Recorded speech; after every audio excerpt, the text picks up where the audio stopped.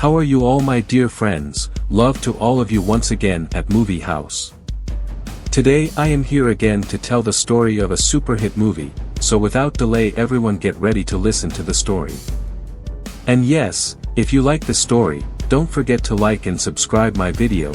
Your one like affects me more, it can encourage me to make better movie stories in the future, just by your one like. So without further delay let's get started. Yelling, Roma Victor, as his powers assault, General Maximus Decimus Meridius drives his Roman armies to triumph against Germanic brutes in the year 180 AD, finishing a drawn-out war and procuring the regard of old ruler Marcus Aurelius.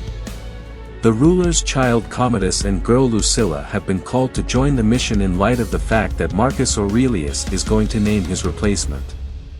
Commodus, sure he'll be picked, is well disposed to Maximus, referring to him as sibling. Lucilla and Maximus evidently had a heartfelt contribution previously. Commodus is worried that it will inconvenience her to see him in the future.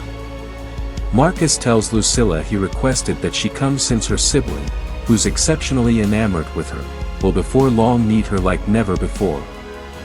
Marcus delegates the ethically upstanding Maximus as his replacement, with the comprehension that Maximus will ultimately re-establish the Roman Republic by returning capacity to the Senate. Maximus, yearning to return home to his better half and child, attempts to decline the honor, yet Marcus Aurelius demands that not needing the work makes Maximus the best person for it. Toward the finish of a twisting meeting in which Commodus blames his dad for not perceiving his excellencies and never cherishing him, Commodus admits that all he at any point needed was his dad's affection and endorsement, and afterward he covers him. Pronouncing himself sovereign, Commodus asks Maximus for his dependability, which Maximus, understanding Commodus' association in Marcus Aurelius' passing, rejects.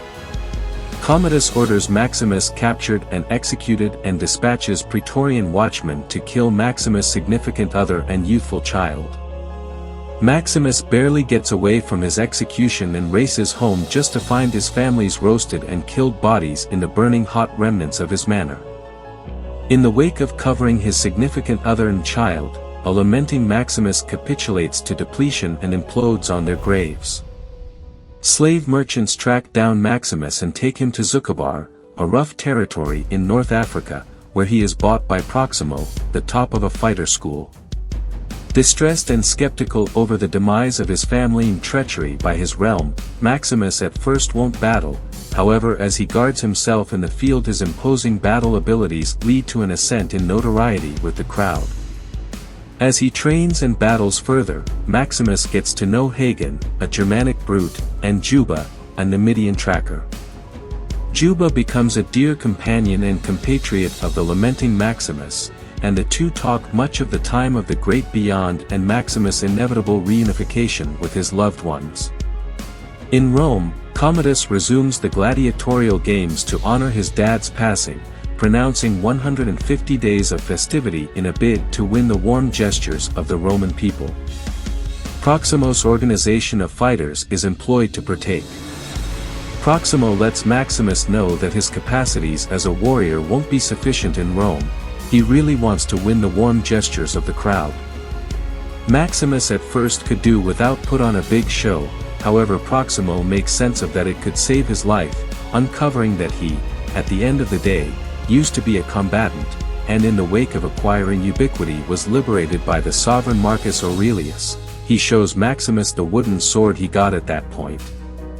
Maximus is doubtful from the outset, however at that point understands this technique could get him adequately close to Commodus to pursue his retribution. In a diversion of the skirmish of Zama at the Colosseum, Maximus drives Proximo's fighters to unequivocal triumph against an all the more remarkable power, no doubt stirring up a lot of wonder for the group. Commodus slips into the field to meet the victors and is dazed to find that the head of Proximo's fighters is Maximus. The ruler, incapable to kill Maximus due to the group's thundering endorsement for him, offers the go-ahead sign permitting Maximus to live and scowls out of the field. As the games proceed, Commodus sets Maximus in opposition to Tigris of Gaul, Rome's just undefeated combatant, in a field encompassed by binded tigers with overseers taught to target Maximus. Following an extreme fight, Maximus barely overcomes Tigress and anticipates Commodus' choice to kill or extra Tigress. However, Commodus votes in favor of death. Maximus saves Tigress, purposely offending the head and accumulating the crowd's endorsement. With his severe foe currently known as Maximus the Lenient, Commodus turns out to be more baffled at his powerlessness to kill Maximus or stop his climbing prominence, while Commodus' own notoriety shrivels. Following the battle, Maximus meets his previous worker Cicero, who uncovers that Maximus' military remaining parts faithful to him. They are set up camp at the port of Ostia. Lucilla, progressively unfortunate of her siblings' precariousness and depraved wants, shapes a plot with Maximus and Representative Gracchus to rejoin Maximus with his military and defeat Commodus. Commodus, nonetheless, gains of his sister's treachery from her young child Lucius and compels her to uncover the plot by compromising the kid. Praetorian monitors promptly storm Proximo's fighter sleeping enclosure, doing combating the warriors while Maximus get away. Hagen and Proximo are killed in the attack while Juba and the survivors are detained. Maximus getaways to the city walls just to be trapped by a companion of Praetorian gatekeepers who use Cicero as lure, killing him when Maximus moves into the open. Presuming that legends brought into the world in the Colosseum should bite the dust there, Commodus by moves Maximus to a duel before a thundering crowd. Recognizing that Maximus' expertise surpasses his own, Commodus intentionally cuts Maximus with a stiletto, penetrating his lung, and has the injury covered underneath the fighter's shield. In the field, the two trade blows before Maximus tears the sword from Commodus' hands. Commodus demands a blade from his gatekeepers, yet they won't loan him their weapons. Maximus drops his own sword, however Commodus pulls a secret stiletto and re-establishes his assault. Maximus then, at that point, beats Commodus into accommodation and kills him with his own stiletto. As Commodus implodes in the now quiet Colosseum, a withering Maximus sees his significant other and child in the hereafter. He goes after them, yet is pulled back to reality by the Praetorian administrator Quintus, who requests directions. Maximus orders the arrival of Proximo's fighters and Representative Gracchus, whom he re-establishes and educates to lead the reclamation of capacity to the Senate.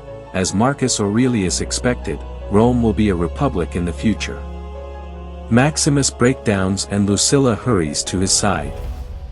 In the wake of being consoled that her child is protected and Commodus is dead, Maximus bites the dust and meanders into life following death to his home and family somewhere far off.